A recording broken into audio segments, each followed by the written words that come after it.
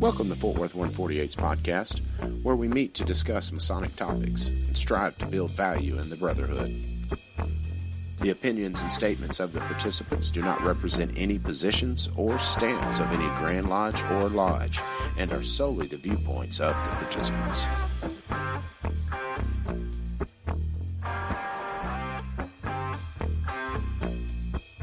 Hello, brothers. Welcome back to the podcast. This is Rhit Moore, past master and current secretary of Fort Worth 148. This is Grant Gates, current Tyler of Fort Worth 148. This is Gabriel Jagush, Master Mason with 148. And we have a guest today. I'm Will Weir. I am the current Junior Warden of Fort Worth 148. Well, thank you very much for joining us tonight, Will. We appreciate it. Happy to have you, buddy. You guys are doing such an awesome job with this. I'm a pleasure to be a part of it for sure. Yeah. We're moving on up. Cool. Having our first guest. Right on. Let's knock out Masonic news before we get to the meat of everything. So Let's do it. Today in local news, or I guess local, I divide things into state, national, and abroad. The Young County Masonic Lodge 485 10th Annual Scholarship Auction was a resounding success. They held it on the 11th of March, as we'd previously mentioned in the event sections, and they broke every record this year with all the numbers, when they crunched all the numbers. They sold 1,378 lots, totaling $158,000 worth of merchandise. Wow, they had 455 registered buyers and had over 2,000 people in attendance. Gosh, that's awesome. All right, guys. In May, they're going to be presenting several scholarships to students in each of the 3 high schools in Young County. And Brother Weldon Floyd wrote, "Masonry was on display for all to see," and he extended his thanks to the members and their families for all the work they did. So, great stuff. Texas Lodge of Research had their stated meeting on Saturday at the Dallas Scottish Rite Temple, and hey, they approved my petition. That was kind of cool. So, I've got a little booklet filled with research stuff, so that's kind of cool. I'm going to have some reading material. In national news, Quincy, Massachusetts. After last Friday, a man and a juvenile are facing multiple firearms charges and charges of disorderly conduct / resisting arrest after they vandalized an abandoned Masonic temple by firing a shot through the door of the building. Nobody was hurt, but, it's vandalism is vandalism, and then I think it was the juvenile that was resisting arrest. So that sounds like just vandalism, not really like tied to masonry or anything. Yeah. Just happened to be an abandoned lodge, Yeah, just some dude being a bad influence on a kid. So. Exactly. Let's go shoot some stuff. All right. Yeah, let's go shoot some stuff. Yeah. Well, I like to do that, but in a controlled fashion. Yeah. So absolutely. Monday, the 20th, right? So Monday the 20th marks the 164th anniversary of Albert Pike becoming a Scottish Rite Mason. In 1853, he received the 29 degrees from Albert Mackey. Mackey recited the degrees to Pike, and Pike transcribed them. I wanted to say thanks to I don't know if it's Right Worshipful, but anyway, Brother Jason Mitchell from Utah, who is involved in a bunch of Utah's Grand Lines. So, Right Worshipful, I think, possibly. I don't know. I'm probably messing that up. But anyway, I wanted to mention also another hot topic that has been popping up. We've been talking about Italy and their anti-Masonic stuff, and now we're getting something out of the Russian corner. Now, you guys know the story. Historically, Russia doesn't like that whole free thought thing. They were, involved with the Soviet Union, and my apologies to any Russians that get offended by that, but, it's true. So in Russia, Vitaly Milanov, a member of the Russian State Duma, which is the lower house of their federal assembly, has proposed to target Russian lodges to see if they are complying with laws that restrict the abilities of foreign and international political organizations. His reasoning: "It is not a secret that the Freemason Order is one of the world's oldest public and political organizations. According to information from open sources, one of their main goals is the creation of the New World Order and the global government based on Masonic principles. In other words, this mystical public organization that has branches and representation offices in our country openly declares its intention to intervene with democratic processes." You know what I love about that? So where they say Masonic principles, and it's like we just recaptured it. Brotherly love's been around way before Masonry. You know, in Mother Russia, Masonry steal your emails. Yeah, that was pretty bad. That was pretty bad, but we'll let it slide. And so he also said that, like, hey, guys, you know, like, this is nothing new. Historically, the Russian state has controlled and or outlawed Masonic activity depending on what decade they were in. So they kind of want to, you know, like, there's some push there to return back to form and make life troublesome for some brothers that haven't been doing anything wrong. So, you know, best of luck to our Russian brethren. We are thinking of you, and we'll pray for y'all, because that's some scary stuff right there. So, you know, I know we previously, you know, sliding into questions, we'd talked about the Italian Grand Lodge drama, and this is a question from Brother Billy Hamilton. Do you think that the 1980 scandal of the Vatican bank associate Michelle Sedona and the clandestine P2 Lodge, also known as Propaganda Do Lodge, which was expelled by the Grand Orient of Italy in 1976, might be used as an excuse by the Italian government for their actions? Sedona was found to have links with the Sicilian mafia. Perhaps this shows how the dangers of clandestine lodges and their activities can jeopardize the reputations of regular Masons. Thoughts on this, guys? I mean, it would be hard to think it wouldn't be connected. I never had heard of that. That's pretty interesting, though. I mean, it's kind of sets a precedence, right? Even though it was clandestine. Well, I mean, that's my understanding. My understanding may be flawed, but my understanding is that incident was used specifically to make the laws that are being used to target Italian lodges now. Oh, wow. Yeah, I mean, that makes sense. Yeah, I'm sure it has something to do with it. Just goes to show, you know, clandestine lodges are not funny.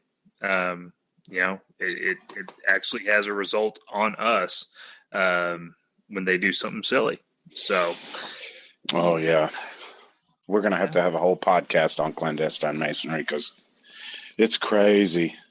That'll be a doozy, too. It'll be great. We'll have to invite Ricky Cox for that one. He's got a lot to say about that. But, you know, a stateside example that I can think of is it Seattle, I think? Something like that. Up in the Northwest or on the West Coast, somewhere in, I want to say it was either California or Washington, something like that. There was a clandestine lodge that was acting as like a weird pseudo police force. They're not officially police people, and they had women in the lodge too. And they got arrested for impersonating police officers, and they went to trial. And when they went to trial, they wore their jewelry, like the officers' jewels. Oh, wow. Yeah. Good this for was them. a big sticking point. And this happened last year sometime. I think I remember that. It puts the craft, you know, the quote-unquote craft, because it's not actually the craft, puts the craft on display for all to see as a total misrepresentation of what it actually is. Because it's these, no, you know? Yeah, well, you said, I was listening to the podcast Guard the West Gate, and you said that, you know, they don't remember the specific Mason who did it. They just say that crazy Mason guy. Right. And they see the square and compass. They don't know they're not connected with us. You know, that we have different laws and rules and things like that. So you're absolutely right. It reflects on all of us, whether we like it or not. Yep. Well, there's a big article. It was on a national news source when this came out about the women in Freemasonry. And soon after, I actually got a question about, do we have any women in our lodges and why not? And, well, they should be allowed in. You know, everyone should be allowed in. It's, well, you know, we don't have women in our lodges, and that's something we choose to do. But I think it was an NBC or a BBC about women Masons shortly after that event in Seattle. So it's crazy what's being done out there. You're right. I think that's a good tie into tonight's topic. You know, I mean, you know, we tend to separate what can tend to divide us and to take our focus. And, you know, they make the mention that, you know, after you turn a certain age, everything you do is for the opposite sex. You know, what you wear, what you dress, how you talk, what you act like. And, you know, being able to come into an environment where it's solemn and serious, and you're kind of focused on really your own particular thing and how it relates to others and the help you're going to get from others. Taking that opposite sex out of the deal is not to say it's a distraction, but it is. You're removing a thing there that is not going to separate you or to kind of hinder you in a way to where you're thinking, man, maybe I'm not to do this because there's this particular person there that I'm trying to do, or whatever. I think it's a place to where we can go and grow and work on things, on a real personal level, without getting into, a lot of the elemental things that are involved with the way that you react and associate with the opposite sex. It's a simplification. It's Sure. simplifying things. And for better or worse, it does have a purpose, I think. Oh, 100%. I mean, because I've always kind of reconciled it that we're not being superior. We're actually saying, hey, we can't quite think straight. You know what I mean? Yeah, it's an admission. Together. It's an absolute admission. We are cavemen. Yeah, So, in a sense, that's still in us. But even guys, if they don't do lodge, they do something. Whether they go golf or hunting, they have their guy time. They have to have it. I mean, we're just babies like that, I guess. I don't know, Yeah. Well, it's this, and the difference is this is organized, formalized guy time. So it's, some guys have a lot of flexibility with how they take their guy time, and masonry just happens to be guy time that is established in a very formal structure. So, sure. But Will, as Rhit mentioned, what do you tell guys when they're looking to be masons? Because Rhit likes that quite a bit, and I think I do too. Yeah, I mean, for me personally, it just comes. It's like it's masonry. It's my own particular journey through it, my own interpretation of it, the symbols that are here, and how you apply it to the environment and the experiences that you've had. And for me personally, I could recognize the square and compass. I knew that was a mason if I saw it on a car in front of me or something, but I didn't know anything about it. I tied it all up a lot of times to the shrine circus, things of that sort. You had kind of with that. The Scottish Rite hospitals, I kind of knew they were around through a kind of an out of sense, not really associated with it in any way, but knew it was there. But that was it. And it was several years ago, my uncle passed away, had a Masonic ceremony done at his funeral that was pretty impressive. And several months go by, I run into a buddy of mine who I used to run with at school, who we did everything that, teenagers do. And I was so impressed with the way he carried himself, the things that he was really kind of involved in, where his passions were. And I complimented him. I said, man, you have really become a man. You're no longer the kid I grew up with. And he really associated that with masonry. He said, man, I got involved with this thing, this lodge downtown, 148. And it's something I think that you might be interested in. I think it's something that might speak to you. If you're interested, come visit us. And I started doing that, started coming up, started meeting these guys that were involved up there at 148. Right off the bat, impressed with who they were, how they kind of approached me and treated everyone that was up there at all times. And ended up going through these degrees. And when I got out of that entered apprentice degree, I kind of to go back, for a while I had got to a point to where I felt that all I heard was us and them. There was us that are doing this. There's them that's doing that. There's this discrepancy and this division. And I felt that I was different. I felt that, maybe something's weird with me. I think that everybody's the same, no matter your creed, your belief system, anything like that. And more and more, it became harder to kind of feel like that, whether it be the people I was around or the news that you were constantly hit with. But I got through this entered apprentice degree, got done with a certain presentation there in the northeast corner, and came to realize that not only am I not alone in downtown Fort Worth in the way that I see the world and relate to people around me, all peoples. I'm not alone in Fort Worth. I'm not alone across the state of Texas. I'm not alone across the country of the United States. I'm not alone across the entire world.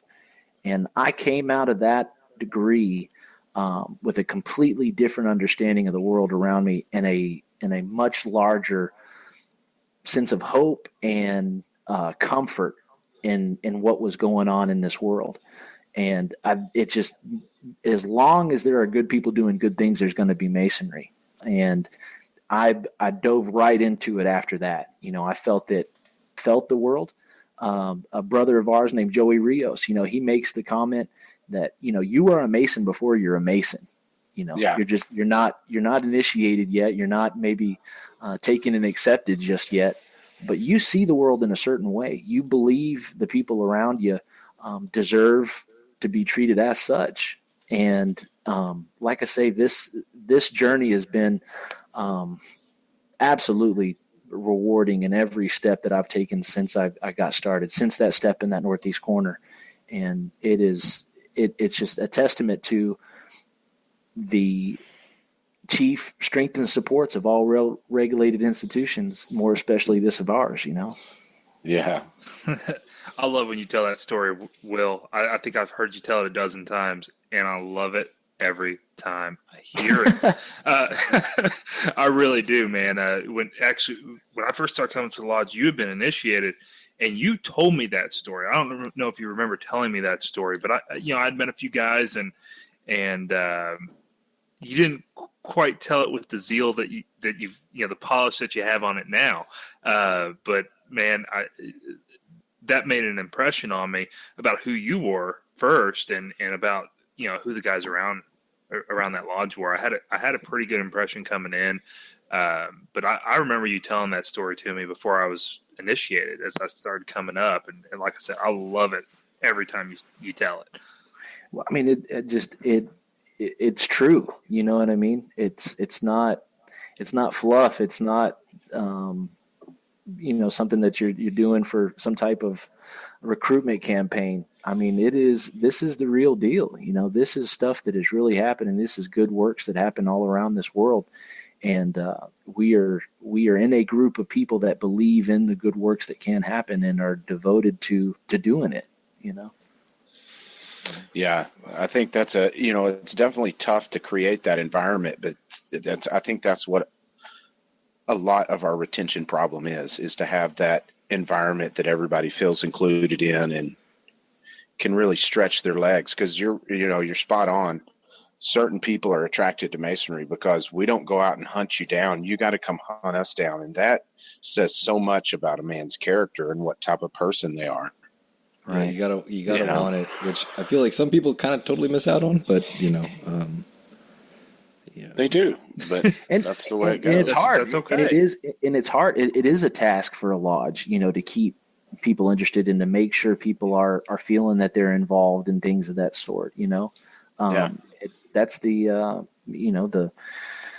burden of command, I guess, in a sense. You've got to, it is a task to keep those guys motivated and things of that sort, but it's so much easier when you have the vetting process set up to begin with. And Masonry has it. We're not out there to go pick it out and bring people in just to fill the ranks. It's set up to where they have to come seek this out. They have to come on their own free will and accord, and that in its own right makes it so much easier than what it could be and how hard it possibly could be. Yeah. And Will, you've really taken your zeal for Masonry and kind of taken the lead, especially recently, with our degree teams. And I don't know if taken is the right word.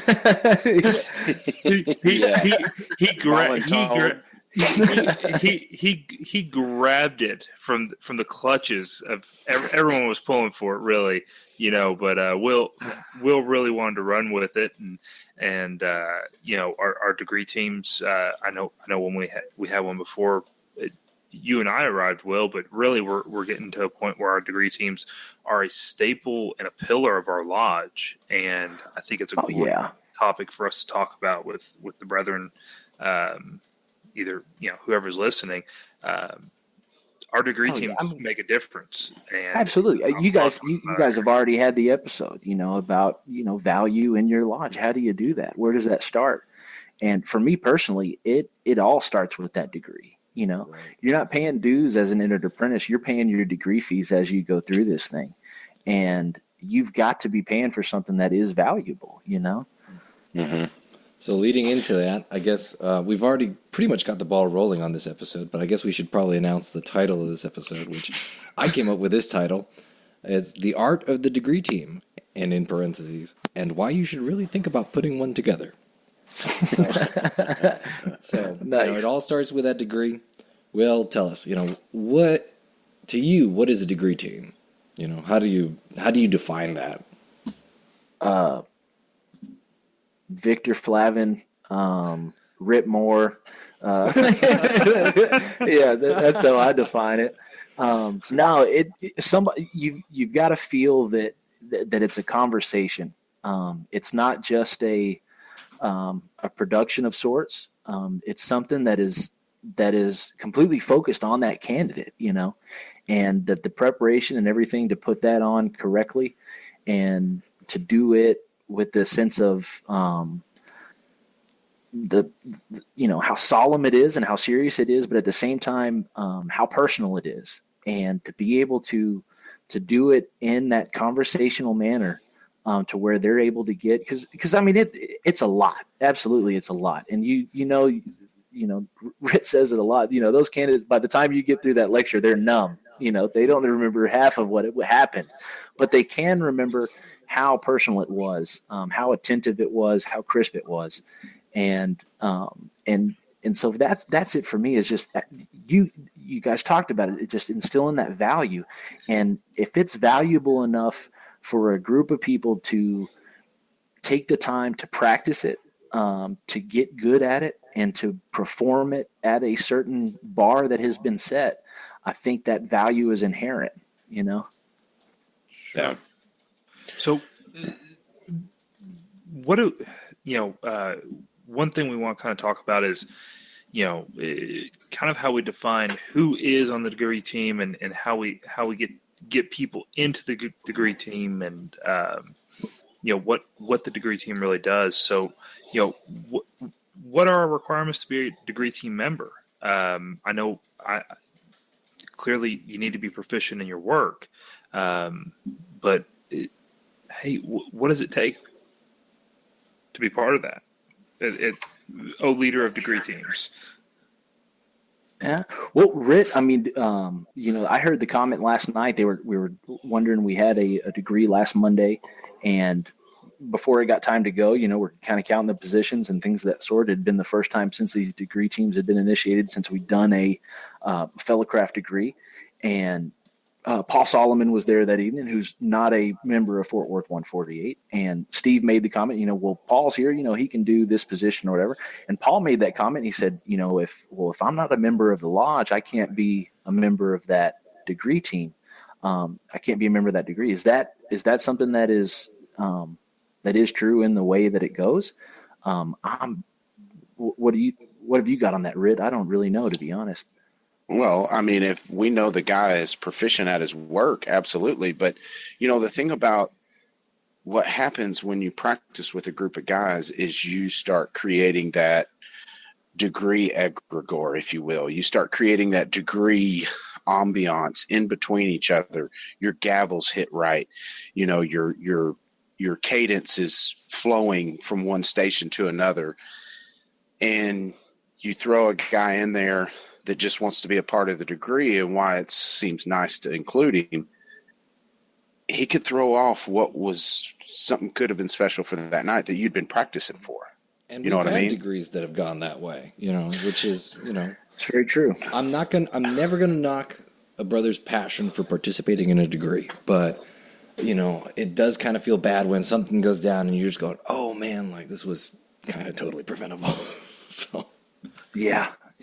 Yes, it when you're watching it and you're going, hey, we had this practiced, and some guys, it can be really hard to tell somebody no when you have a degree team put together and they show up and they want to work. So if a member of your lodge, so for the degree teams, I know we kind of went through and everyone kind of said what they were comfortable learning and what they wanted to learn. And as we do our 4 school nights, you challenge yourself and you work up and you learn. So for example, our fellowcraft degrees, we know certain guys can do certain positions correctly, and we kind of have backups to each other.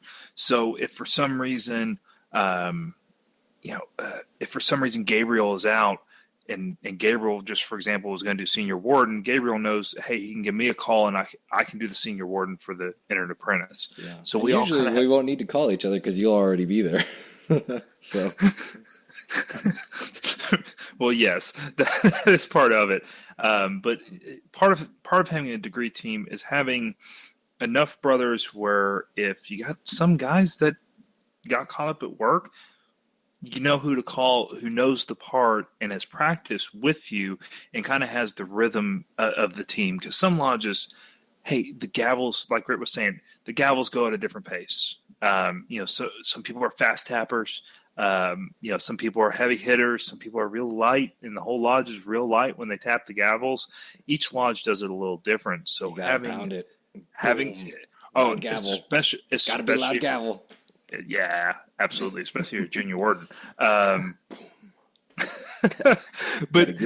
so you want to, part of having the degree team, I think, is having a list and knowing who can do what, practicing together, and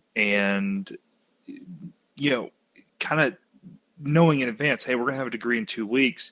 Let's get the guys together to practice that degree and brush up and feel comfortable going into it.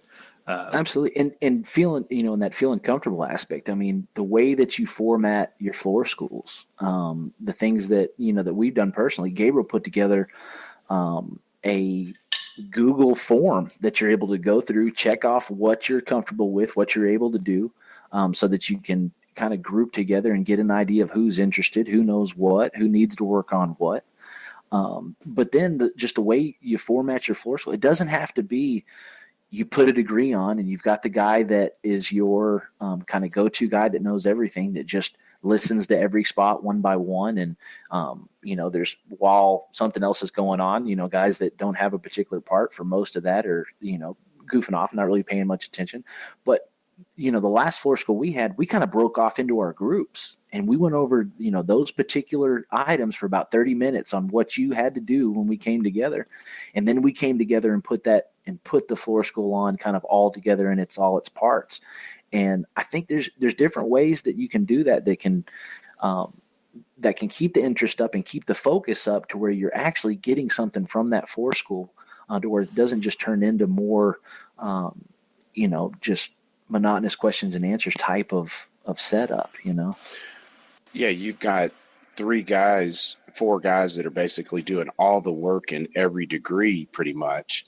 So if you've got 7, 8 guys there, the other people are just sitting there on the sideline, or maybe do master of ceremonies. Why not break up in groups 2 or 3 like we did, and everybody work on a major part?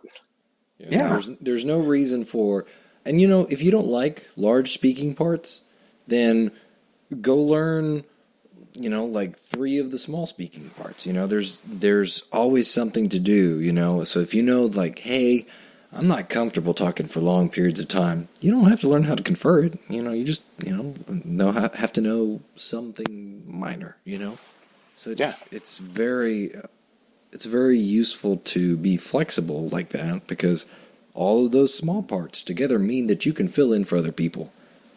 So, but like you were saying, Will, it was an incredible experience there, just breaking off like that. Because when we came back to the actual practice itself, I kind of knew, oh man, we're gonna kill it. It's gonna be great.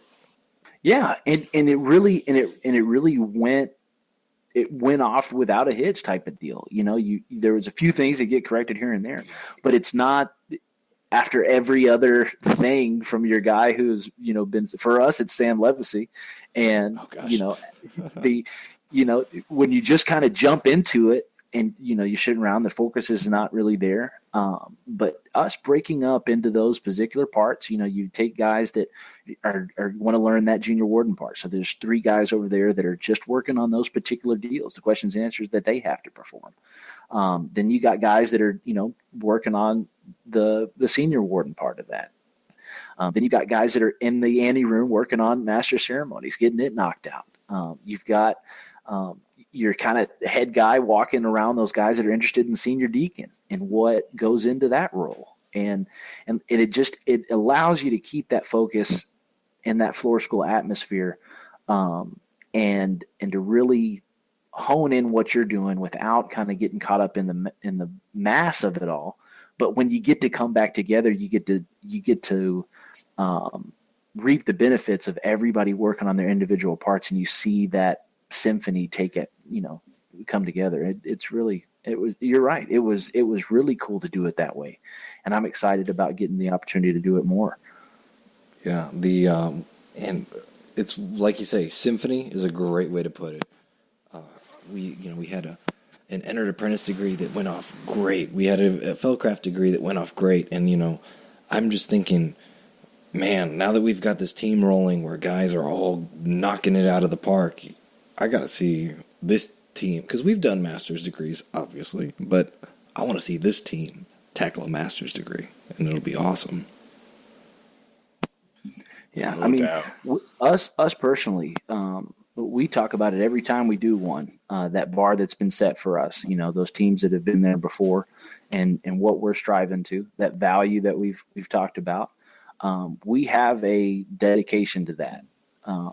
That is, some of us, that is the primary output of our zeal, like you talked about, Grant. What I'm trying to contribute personally.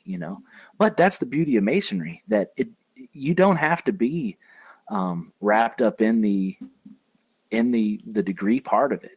There's so much more happenings around the lodge. There's so much more things that take place in organizing an organization like ours, that you're able to be any type of personality and find that particular role and define that particular purpose within it, to add to that overall value of it. And the degree team is just a part of that.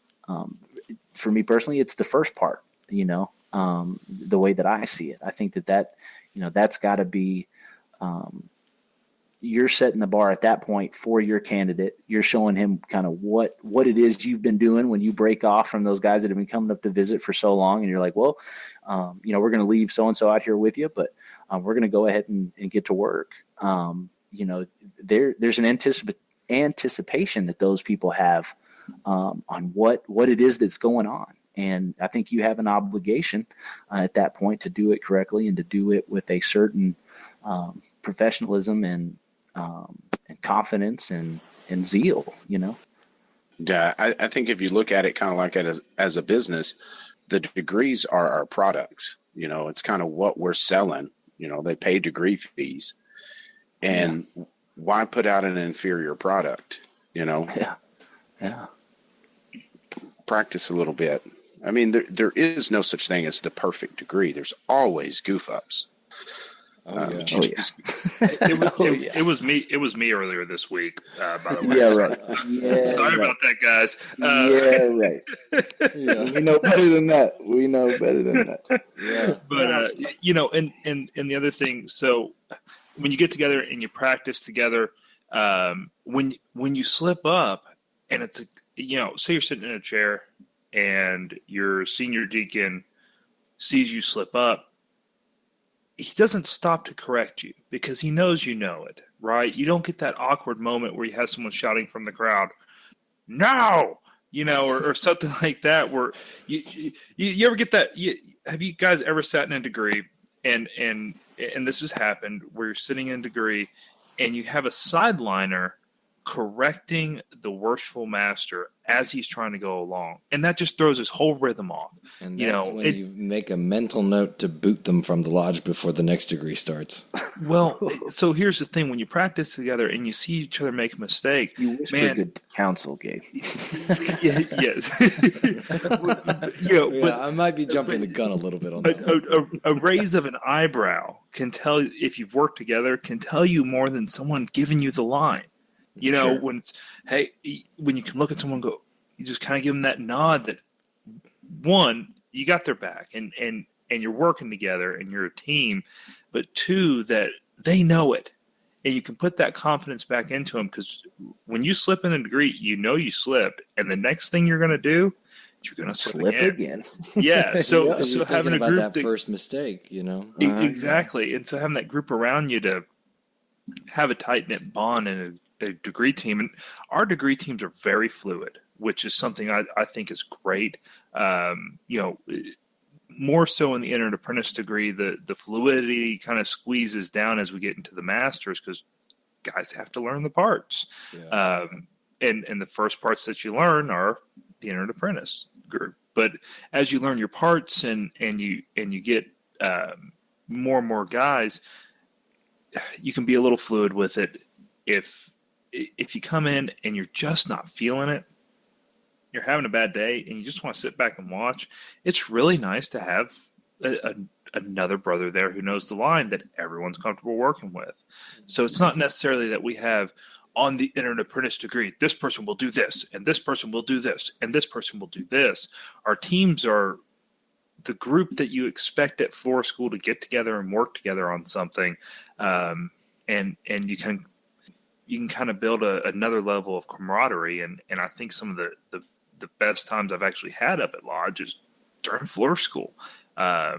We've had some good times doing floor school that you can miss out on. So there's a lot that goes into having a team, but I think you got to start building a team, even if building a team starts with just enough guys to do the degree work. When you bring that entered apprentice in, teach them how to do the coin. Soon as you initiate it, teach them how to do the coin. Have him do that at the next initiation, right? Absolutely. Yeah, so teach them an easy part. You say you got to start by putting together a degree team. How do you start with that? I guess how does it begin to coalesce? Is this something that I keep saying How do you get started with all of that? What's the first step to take to starting a degree team? How'd you do it, Rhit? For me, it was something the Godfather. It's something that I liked doing. And Sam Levacy was an inspiration for me, the guy that was just there that just kept teaching the work and doing the work right.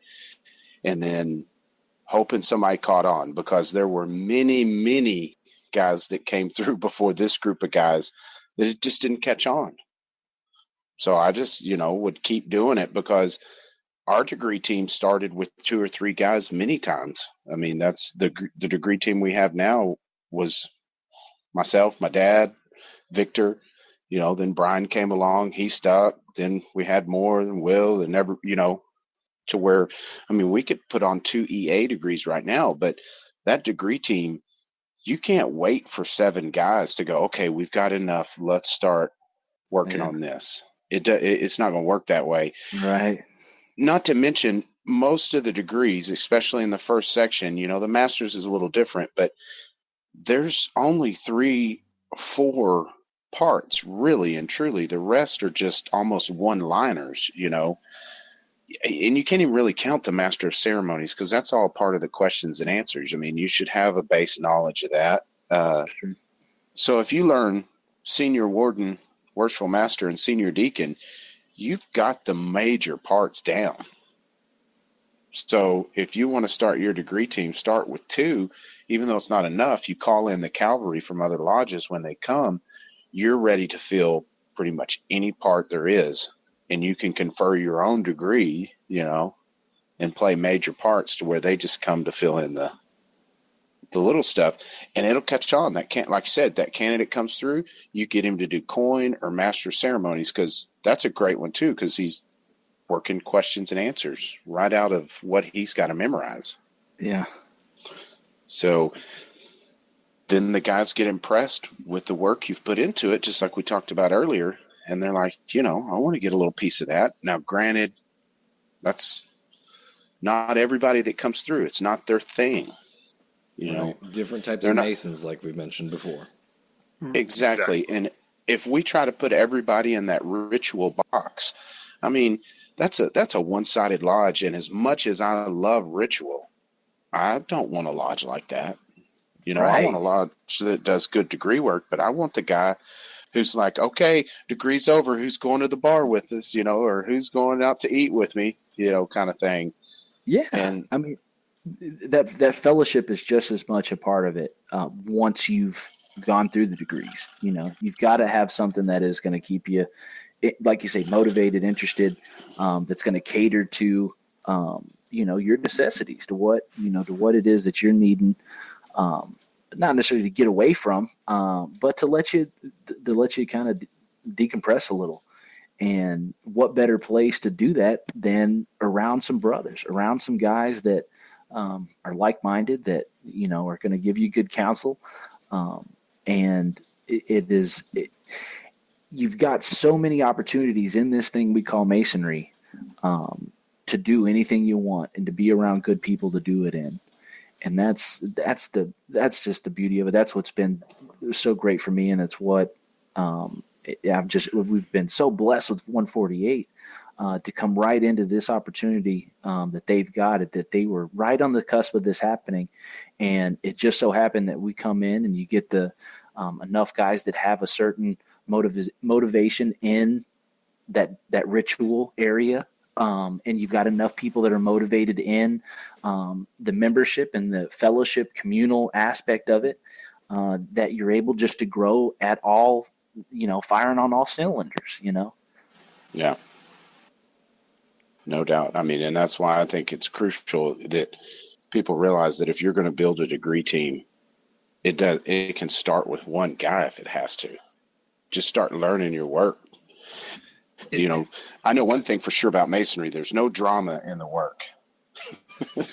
Yeah. So if you've got issues going on at lodge, dive deep into it. Get a degree team started. There's no drama involved in that. Yeah, the only drama, there's no discussion, right? the only drama in that becomes in the actual management of the degree team, and that's a different animal. But yeah. So, actually, speaking of the management of the degree team, so in this lodge, Will is, I think, Will, you're our official degree team leader, right?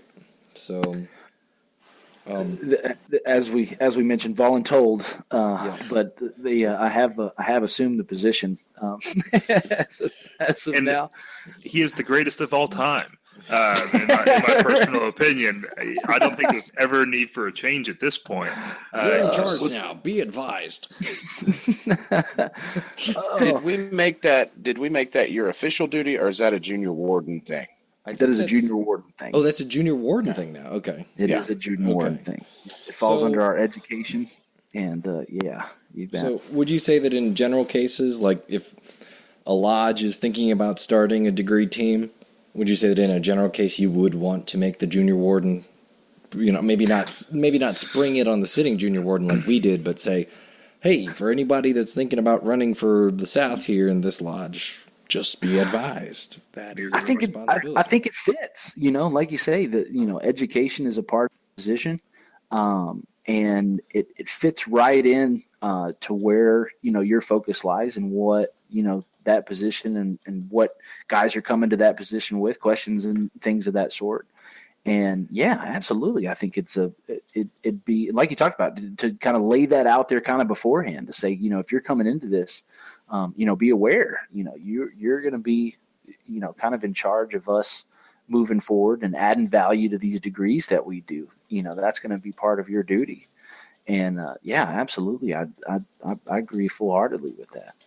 Well, and I think it is a good idea to kind of assign it to a position. And if you have a guy who is coming up and maybe he's not super into the degree work, he can still manage a degree team.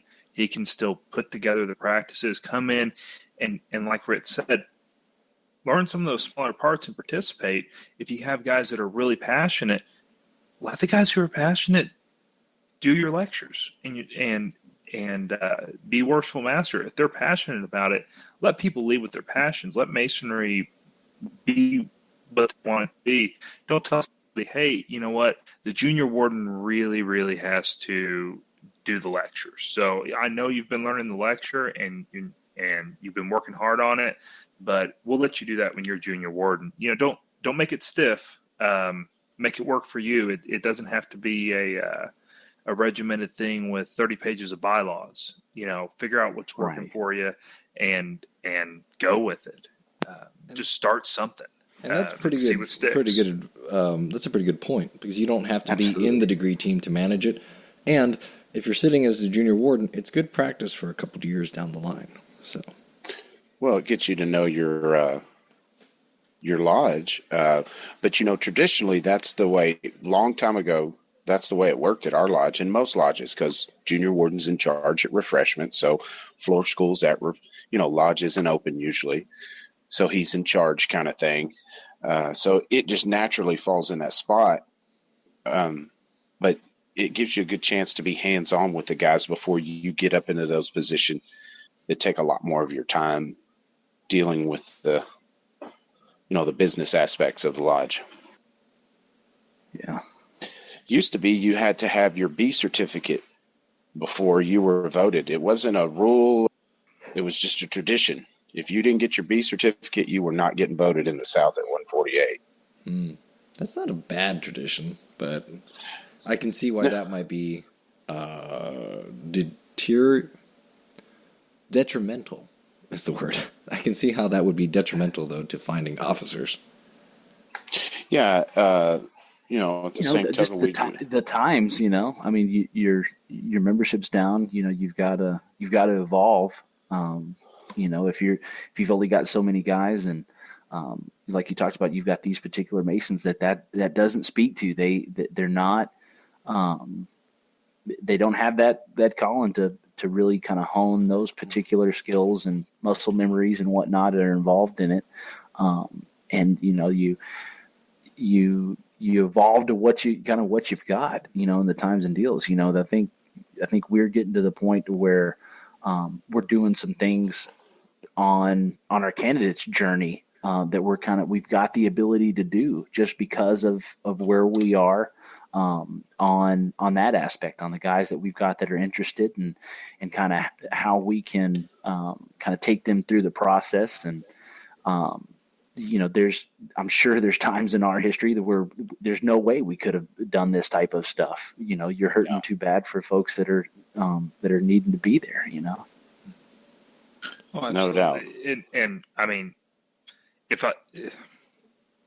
there's some guys, if you tell them, hey, you got to get a B certificate, some guys just don't have the time to go to go get the certificate. They may know the work. So those considerations are out there too. I mean, well, and in general, that's a lot to ask of a brother, because there are guys that know tons of material from the ritual, but if you ask them to know, hey, you need to know all of the ritual, that's a huge order. No, there's no doubt. And it's a lot different when you had a pool of 2,100 members to draw from as opposed to 140. And most of them can't even make it to lodge, even if they got a ride. They're homebound. So there's a lot of variables that are different now to where that really doesn't fit into place anymore. Someone told me today that it fluctuates between 1% and a little under 1% of the amount of Masons in Texas that hold any certificate, A, B, or C. Wow. So you can't tell me that 99% of the Masons out there don't know the ritual. There's a good portion that don't, but there's a good portion that does, that just doesn't choose to get that certificate. So, while that's a cool thing to go do for yourself and give you a good pat on the back and get a cool little certificate, it's not, I don't think it's something that a lodge should require a brother to do. If they want him to know a specific thing, test him right there in lodge. Yeah. Know him. If you want to know it, know him. Know if he knows it. There exactly. You go. Yeah. Get some friendship and some brotherly love going on. I think that ends up being the point of every conversation we have, guys, is, the point of it all, isn't it? Be each other's friend. Love each other. Sincerely love on your brothers, not in a weird way, but golly, I mean. Oh, we'll make it weird. Well, Gabe will for sure. But,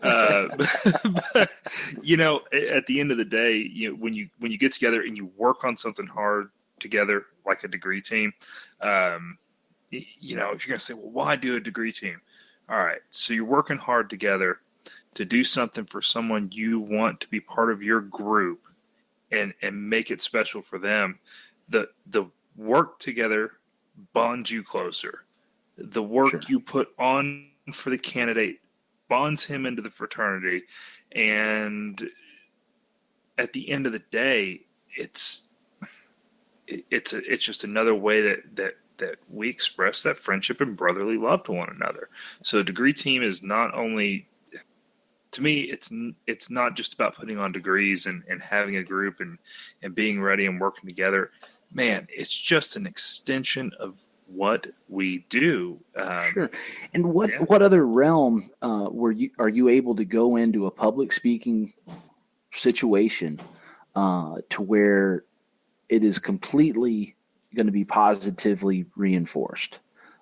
It's not a public speaking class you had in college to where you're given some presentation. The only person that's paying any attention is the person that's giving you the grade, and you're staring out into faces of 30 other people that are in their phones that are they don't have anything invested into what you're talking about. But what other realm have you got to where you're given something that is solemn, that is serious, and that has been perpetuated, that links you to so many other brothers around the state, around the country, around the world, and that, like you talked about earlier, you're not having and occasionally, like you said, you talked about the examples of guys, hollering out corrections and things of that sort. But for the most part, these guys are hoping that you do it right. These guys are hoping that and willing you to move forward and to do it as best as possible. And if you don't, they're going to be there to tell you did a great job on the things you did good. Here's what you didn't. This is how you can do better next time. And what type of vacuum have you got to be able to hone those public speaking skills, to be able to get over the apprehensions and nervousness and things that come with that type of undertaking? It doesn't exist. It doesn't exist besides masonry. I think a lot of that comes with practice, because I can use Sam Levacy, our cornerstone, is a perfect example of when we were doing degrees just maybe a year and a half ago, and we were just showing up and doing them. We all kind of knew what we were doing, but we hadn't really floor schooled. He was hollering out corrections, in the middle of the degree, and degree's over. He wouldn't say much. We'd have to ask him to get input. Now he is quiet as a mouse because we practice our tails off. He's right there with us. And after the degree is over, when we're all beating ourselves up, I heard him just after the last night. He said, "No, you guys are doing great work." And it gives me goosebumps now because he doesn't say that a lot. Yeah, it's one of those things that's so rewarding, And I know that hero worship is not a great thing to be engaging in, but when you have a guy that's been a Mason for, longer than I've been alive, and when he compliments me on anything, I go, "Oh man, this is so cool," and a little bit of hero worship, but it's like when your parents put the A up on the fridge. It's like, all right, it really is, and I don't know if it's that way for the guys that have worked with Sam, and we've all been working with Sam on our degree work for over a year, with the exception of Gabe, who hasn't been with us a year, but since Gabe's been with us, he's been working. It's not slowing him down, right? It ain't slowing him down any. Yeah, but it's really it's really nice to kind of have a leader that knows the work, and if your lodge doesn't have a leader that knows the work, well, do you want to be the leader? Do you want to get the work down and be the guy with the certificate teaching everybody and giving everyone the goosebumps when you compliment them? And your DI is readily available. That's someone you can reach out to at any time. 3 a.m. Hey, some jurisdictions aren't quite as lucky as us that have one right around the corner, but for the most part, they're there. And a lot of lodges aren't lucky to have a guy like Sam, to where when we get into floor school and us young guys start goofing off, you can look over at him and go, "Oh, that's enough of that." He doesn't have to say a word. Yeah, you've got that ESP. Yeah. Because there's, he'll joke around a little bit and laugh at something, but it's right back to business. And a lot of lodges don't have that. And that's the hardest part about having a good degree team, is holding that standard, because Sam does that for us, that when he's there, we take it serious. And one of those important things, now that we're talking about joking around or like seriousness or whatever, that's one of the things that you have to decide together, not just the leader of the degree team, but, you want to decide as a lodge. So we're talking not just degree team members, but also guys that may not necessarily be on the degree team that still want to have a say in, hey, this is how I want our lodge to be represented. You have to figure out what the feel of your degree is. Now, in Fort Worth Lodge, we tend to do pretty solemn degrees. It's very serious. Everybody wears black on black on black. There's very little goofing around. But I've been to lodges where they, everything is treated with respect, but it's not solemn.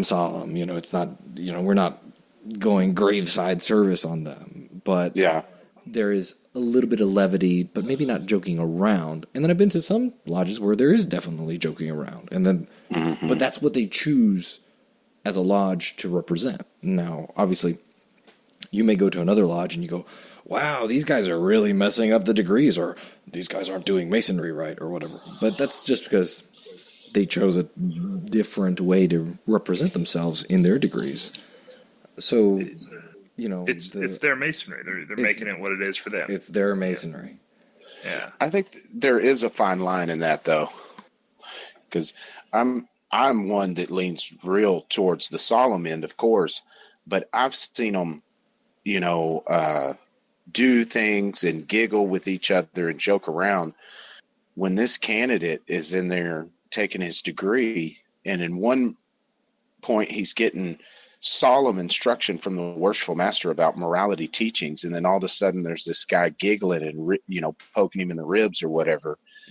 And I just don't think that that's conducive to making that night for him. He's going to leave out of there kind of going, what just happened to me? I was tickled a little bit. I was told some cool things. I was tickled again. I heard some guys giggling. Hopefully there's not too much tickling. Well, that's just an example I'm using, because there's been things that I've seen happen that would give away kind of what happens in the degree. Yeah. But and that's one of those things that, if you're spoiling degrees for candidates, and this has, to my knowledge, this hasn't really happened in our lodge, but, God forbid you do that, because part of the magic of the degree is having it all explained to you for the first time and revealed, and it's all magically new. You didn't have any spoilers, and so when you spoil it for a candidate, to me that's one of the worst things you can do in terms of degree work, because that doesn't even happen in the degree, but it it greatly lessens the effect and dramatic effect of the degrees. It's like knowing the hero of the movie dies 5 minutes into the movie. It's just like, man, you go into the movie, well, that guy, he dies at the end. It ruins the whole thing for you, right? I completely agree. Yeah, spoiling the surprise is not a good thing.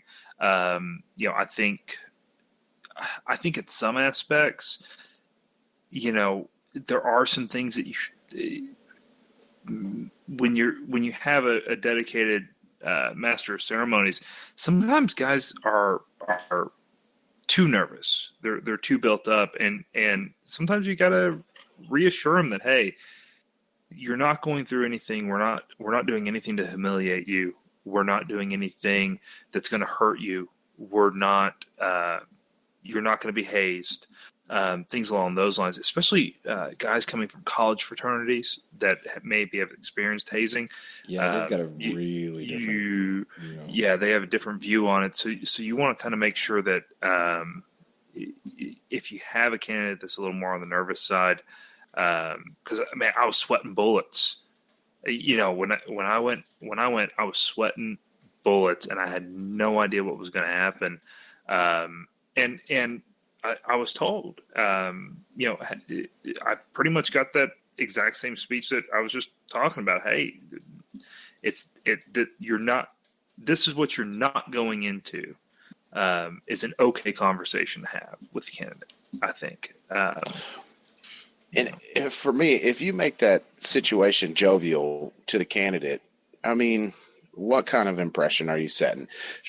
To me, when you're joking around in a degree or doing something that might embarrass that candidate, you're doing that for you and the other guys there, not for that candidate. It's inherently selfish. There you go.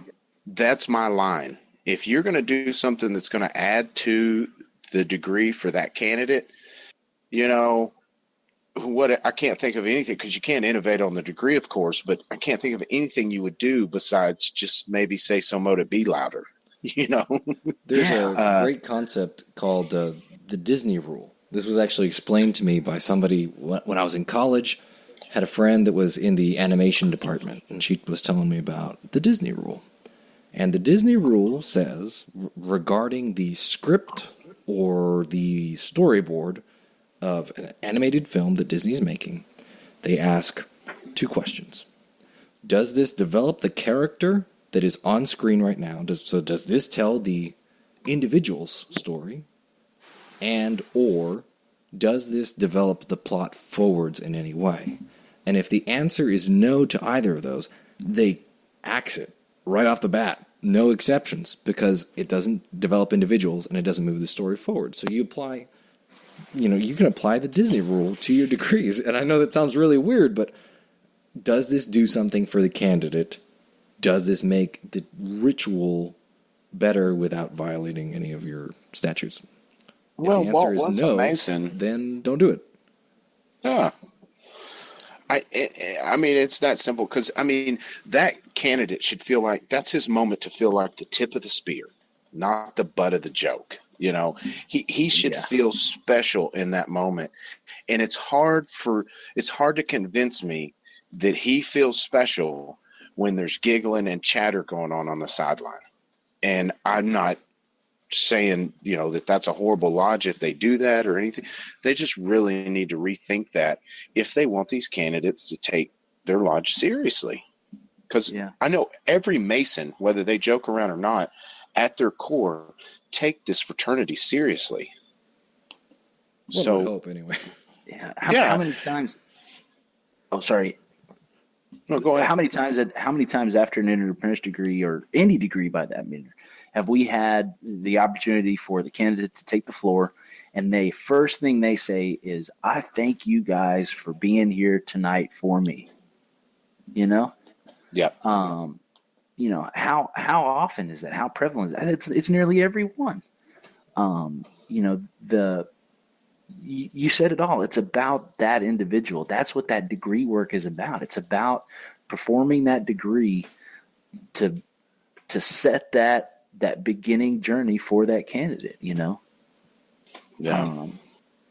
That's, and that's why you should put together a degree team.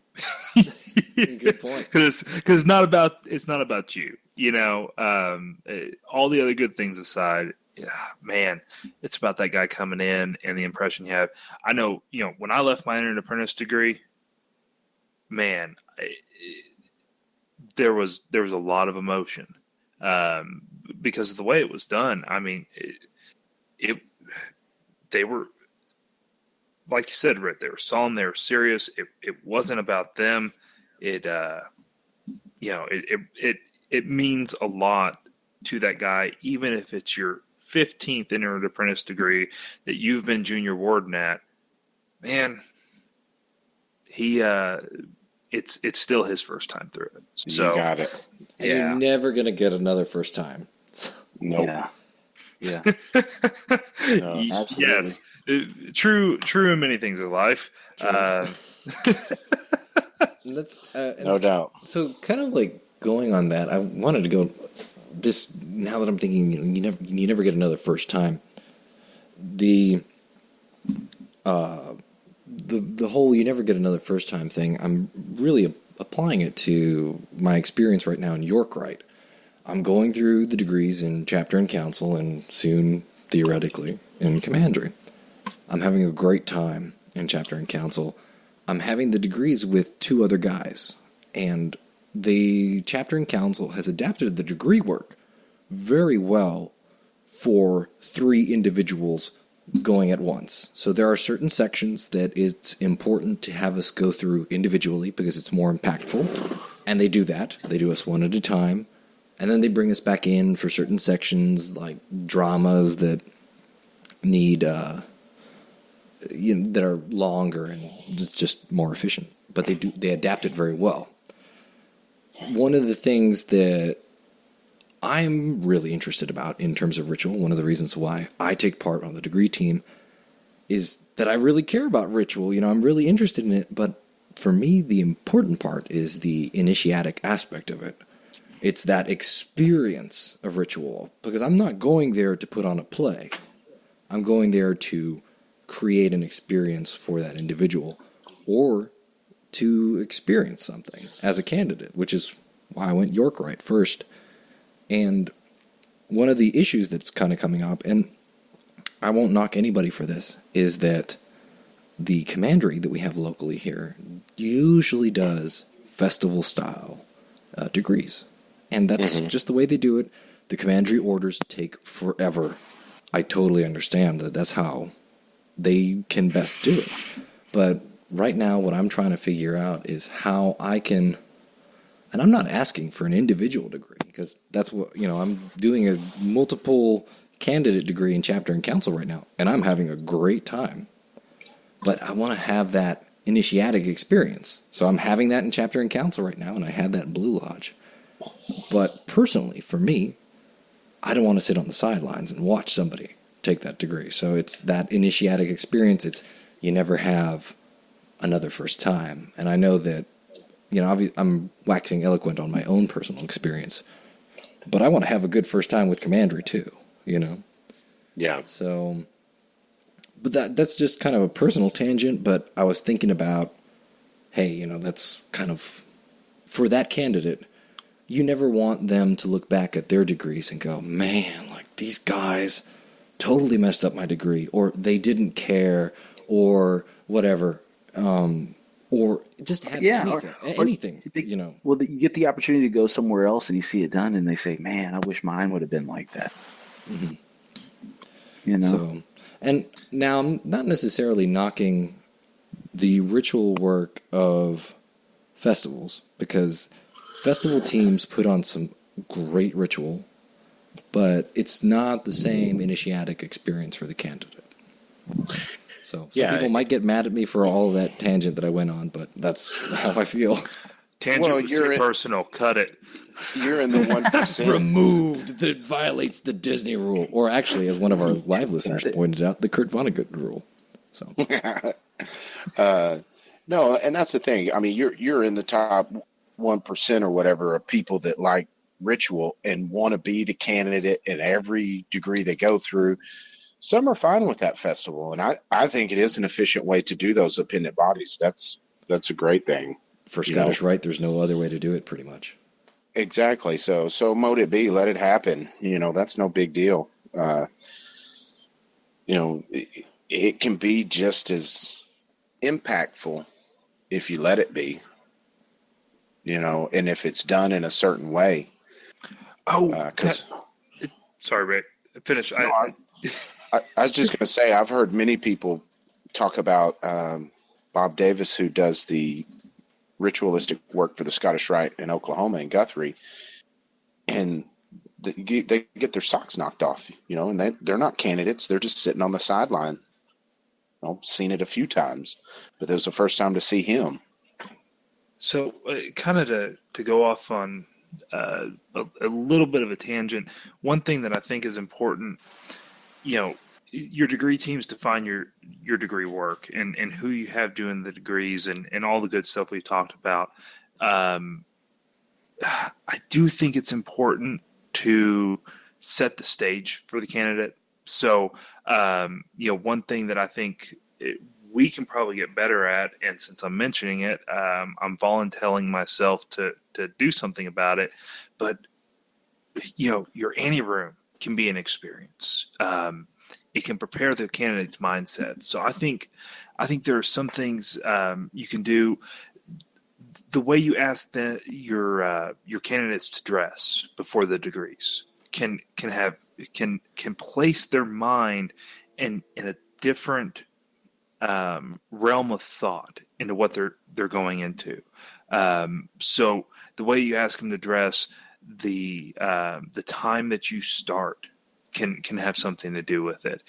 If you got a candidate that's going to be rushing and just getting there on time for, hey, we start our degrees at 6:00, and he gets off at 5:30, and man, he's getting in the parking lot 3 minutes before. Push it back.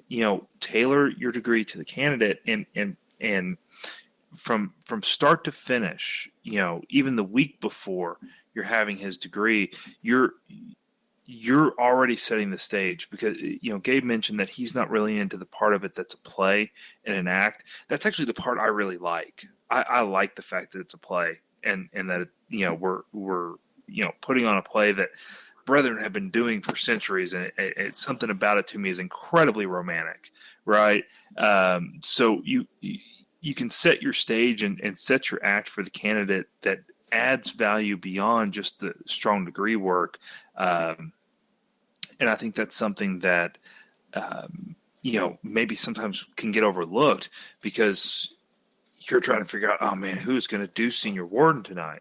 Well, when you know who's going to do senior warden tonight, you can think about some other things and start adding to the experience beyond. You've got the ability to focus on that candidate before he knocks on that door. That's a great point. There's to lean on Brother Jason Mitchell of Utah again. There was something he wrote something on Reddit that I thought was pretty cool. We were talking about. There were a bunch of people talking about the Chamber of Reflection, and he wrote a nice lengthy piece on it that I'm not going to recite the whole thing of, but he had some words about it that I thought were pretty important. The prep room is ritual space. It is not a closet. It is not storage. It is not a utility room. It is just as sacred as the lodge room proper, the altar, and the VSL itself. Clean out your prep room and make it a sacred ritual space. The prep room experience is part of the ritual. It should be one candidate at a time, never exceeding one candidate. It is not a locker room. The candidate should feel mildly unwelcome, and the officers present need to be coldly professional and oppressively silent. There are no smiles in the prep room. There is no joviality in the prep room. Before the candidate knocks on the door, he needs at least one heartbeat of hesitation and fear. He needs to look at the exit and make the choice to stay. And he talks that. He talks about the mechanics of, he went on and talked about like what wattage your light bulbs should be, what color temperature. Heck yeah, getting what in you there. should paint the walls. All right. That's it. Will, I'm getting after that prep room, man. All right. Challenge accepted. I've voluntold myself on this one, man. I'm getting those 35 watts tomorrow. We're putting them in there. Can we do 20 watts? 20 watts. Oh, we weren't talking about black lights. I thought we were talking about black lights. Yeah, black lights. Bob Marley poster. But so I think it's really interesting because obviously that's his take on it. The guy that we have who usually does our Masters of Ceremony is awesome. He makes the candidates feel very welcome. It's kind of one of those things. It's kind of the opposite of what Brother Mitchell is talking about here. But we've got to. You can take different routes on this. Some people say, "Oh man, the candidate should be kind of freaked out before they walk in." Some people say, "Hey, make this a safe space for your candidate. Let him be reassured." We tend to gravitate towards the reassurement route, but it's worth what he says about the prep room being as sacred as the lodge room proper is worth remembering. And that's something that the degree team, as the folks that are conducting the ritual, should also be in charge of, or at least double check on that. Hey, is the prep room clean? Is there anything inappropriate in the prep room, like just somebody's random clothes or whatever, right? Yeah. Right. Well, I think that's a very good point. Yeah, and if you lean towards the reassurance side, you just lull them into a false sense of security. that's really what we're doing. Oh, for all those poor prospective guys out there. Don't listen to Grant. Just false sense of security? Jeez. No, and when it comes to that prep room, especially in our jurisdiction in Texas, there's very specific things you can and cannot do. So before you go researching into chamber of reflections and trying to set one up, you need to double check. Make sure, yeah, because there's very specific things. I mean, I know there was a Grand Master edict at one point that nothing resembling a chamber of reflection could be there. So I'm not exactly for sure what the laws are on that. I know that room should be clean. It should be somewhat presentable. Like I say, low light's nice. There's nothing wrong with maybe a Masonic symbol or something like that, because we don't have to go with the elements of the chamber of reflection if that is in fact illegal. Yeah. But there's other ways you can make them get in that mode of reflection and kind of initiatic moment for them. Something that came immediately to mind for me was, those Edison bulbs, because masonry for me was, my interest was such a historic interest in masonry and the history of my family and the history of the founding of our country. And that's one thing that drew me in real hard, real fast, was the historical parts of masonry. I really wanted to know more about it. And I felt like I needed to be a Mason to learn. And the longer I've been a Mason, the more I realized that probably wasn't too accurate. But that being said, I think, something as simple as using Edison bulbs, so it feels like you're in an antique area and the light is a little lower, could make a big difference on the cheap for anybody's ante room, right? That's just something, $10 can change the whole feel of that room, just by changing. And all you got to do is change the light bulb. So it's worth spending the money on that kind of stuff. If you take the time, like you say, go look into light bulbs, go look into this, spend the cash on it. Obviously sometimes lodges are strapped for cash and everything like that, but it's important to really invest in this kind of stuff because it is the first impression. And I know we've touched on that a lot. But, for example, if you're in a jurisdiction that does allow a chamber of reflection, and you want to put a skull in there, for example, as part of the chamber of reflection items that you have in there, don't get a cheap skull. I've heard some stories about guys that visited other lodges, and when they saw the chamber of reflection, they found, cheap Halloween styrofoam skulls and stuff. Covered in glitter. Go spend the money. Go get a resin skull. You don't have to get a real deal human skull, because I know that there are people that object to that. I think it's cool, but I'm also really weird. But, go get a resin skull. Something like that. Something that looks realistic, or at least if it doesn't look realistic, at least looks really good. Because if a guy remembers the cheap styrofoam skull, you did something wrong. And so if there's anyone out there that is well-versed on our rules with Grand Lodge, on our, what we can have in our ante rooms, shoot us an email, info148@fortworth148.org, and those guys can get that over to me so I can start planning my project. You're really jumping in on this one. Oh no, You don't understand. This is happening. The bug has bitten. Because the one thing I remember about the ante room is, like, there was a stack of clothes on a shelf, and I was like, why is there a stack of clothes on the shelf in here? And it was, this is a time to pray and reflect, and I'm just thinking, what is with all these pajamas? Like, what is with all these pajamas? It took me like 5 minutes to get over it. So no, we're doing something about this. Bug is bitten. Like I said, info148@fortworth148.org, or if you are the Facebook kind, find me on the Fort 148. Yeah. page and just send me a private message and we'll chat. And I will probably say a bunch of goofy stuff if we haven't figured that out by now.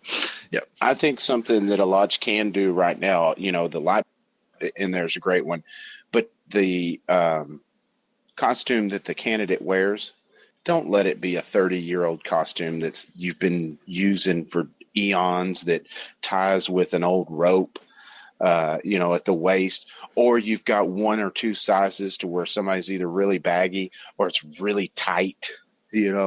I've heard horror stories of the pants actually falling down. Oh, that's awful. And I went to Army Navy and bought scrubs. I bought 9 pairs, and I think I paid less than I think it's less than $70, because I bought 9 pairs of pants,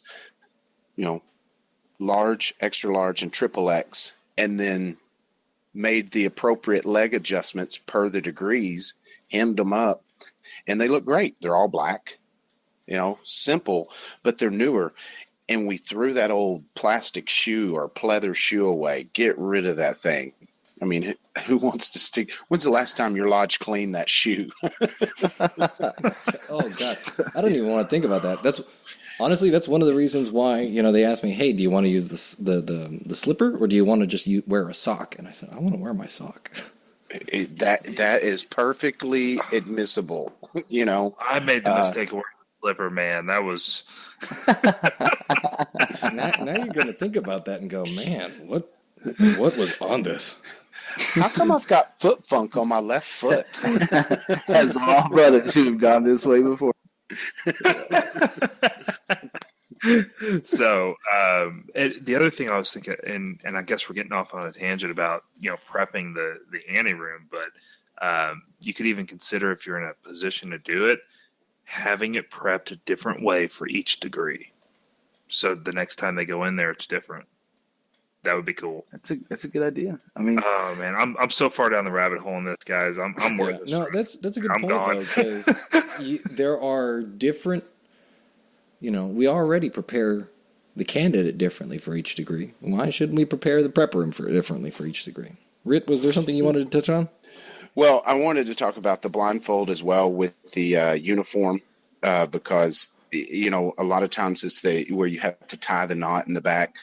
Go ahead and get you something with elastic on it. I mean, I saw one lodge that took a ski mat, a little ski deal you wear when you're high speed skiing, I guess, and they spray painted the inside black, so the candidate couldn't see. Makes sense. It's easy to get on and off.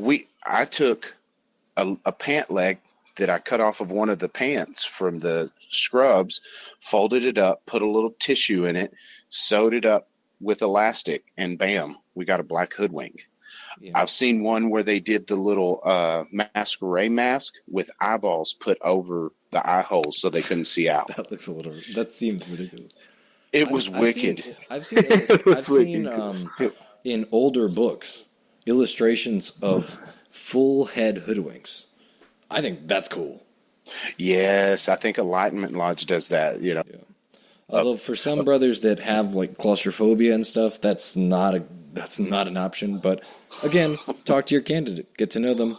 Hey man, if we put a bag on your head, are you going to freak out? No? Okay, cool. So let's talk. Are you scared of fire? Are you scared of fire?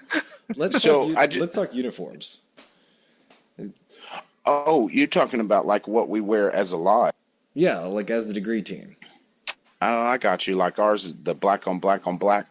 Yeah, black on black on black. Yes, sir. And I think it's important to understand that lodges that choose to wear suits and like us, they would match all black.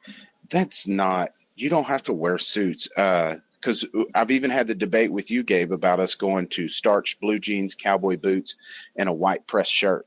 Yeah. It's just all about it's just all about being in uniform, uniformity to where that candidate has less to think about, or discern. He's totally engulfed in the degree, to where when he looks up, there's not a guy in blue jeans, a guy in a suit, and then a guy in something else, tennis shoes. Yeah, you're not adding to his already sensory overload. Yeah. Exactly. If you're going to wear tennis shoes, everybody wears tennis shoes. If your lodge is that guy, there's a lodge out where we all wear Jordans. I'm really into this idea. Anyway, sorry. There's a lodge that if you're an officer or working the degrees, you wear overalls with a white shirt underneath it. And it looks sharp in its own way, Yeah, well, it kind of goes back to that idea of the country lodge. That's cool. The country lodge, if you are out there, you're a rural lodge, and you kind of want to exemplify that in your degree work, then go for overalls. That's cool, It's all about team building, and that's just another aspect of that degree team getting closer together and making another decision to make it special for that candidate that night. So, aside from shorts and flip-flops, take your pick. Hey, just man, wear don't something you want to do similar. A surfer degree, man? Yeah. Just take your pick, because everybody's got a white button-down shirt and blue jeans, and if you don't, you go get one for $12 at Walmart. It doesn't have to be super nice. Walmart. Go to a thrift store. $3. Perhaps from anyways, man.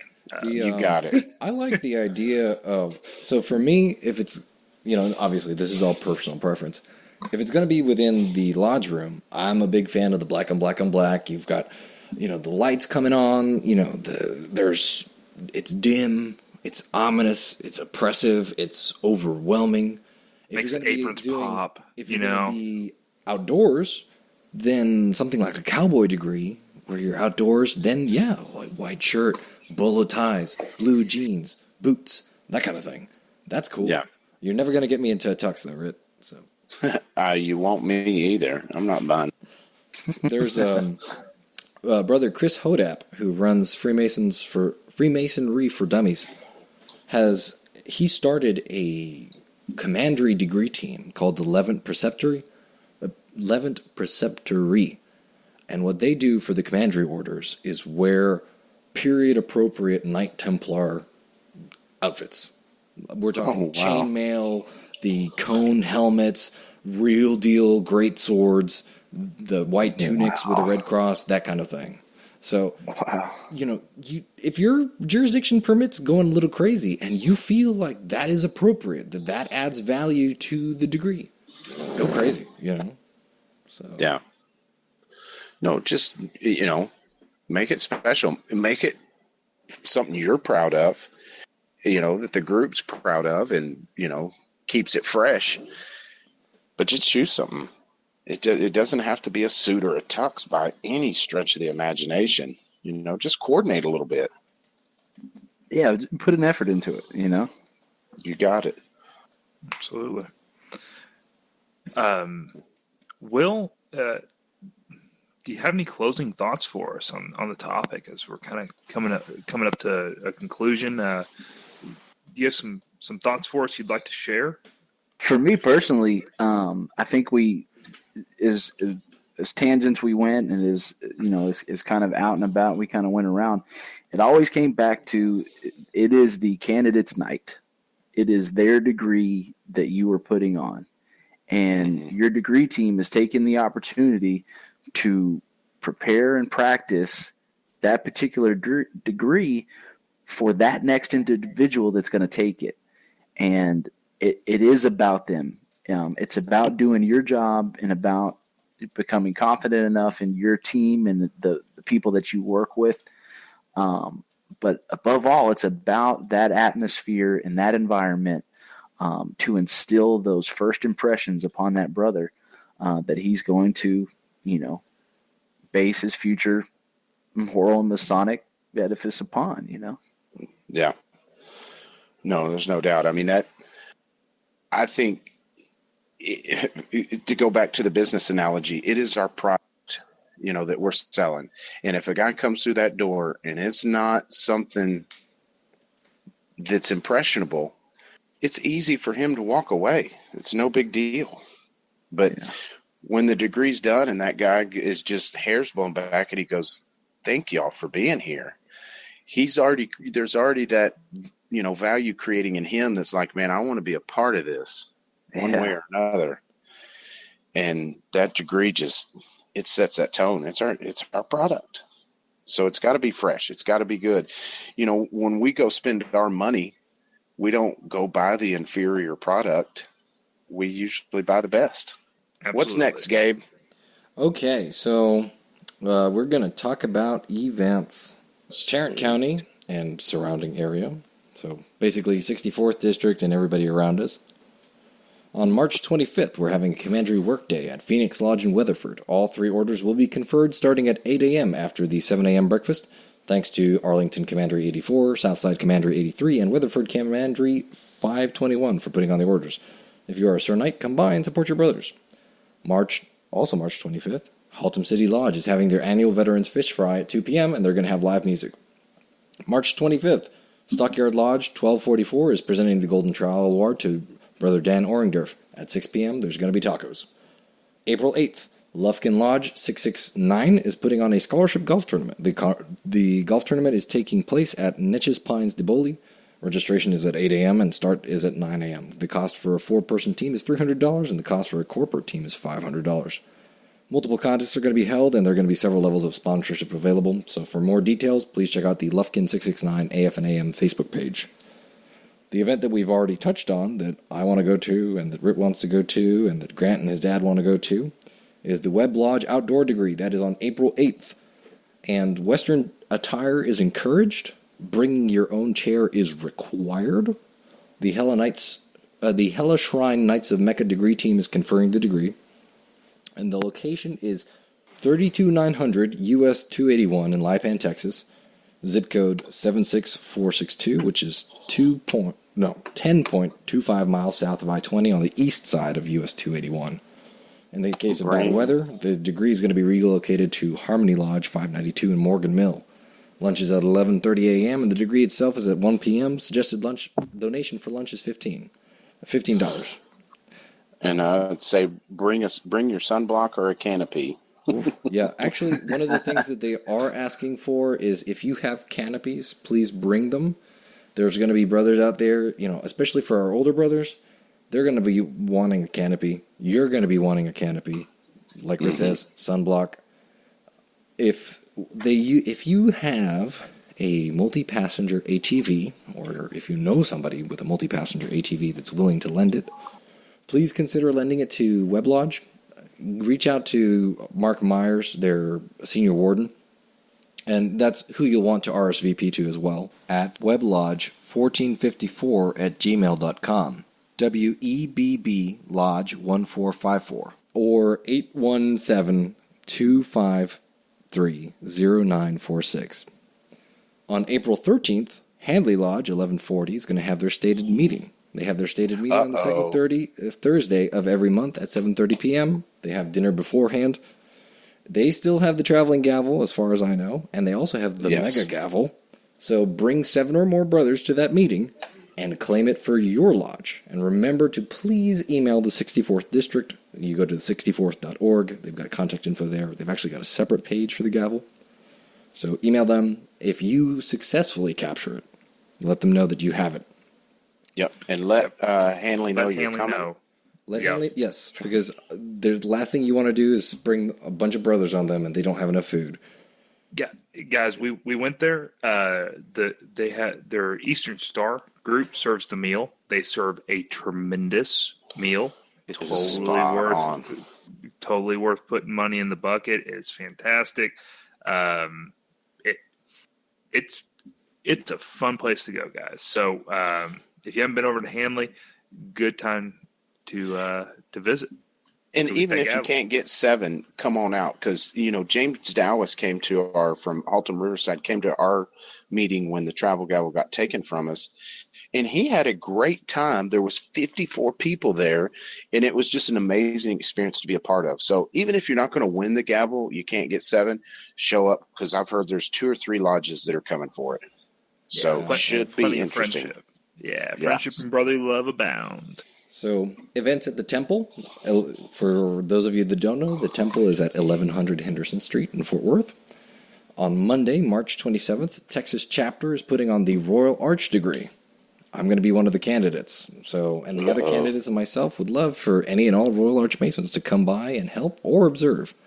On Tuesday, April 11th, Texas Council, run by the same folks, is putting on the Royal Master and the Select Master degrees. Please come to that too.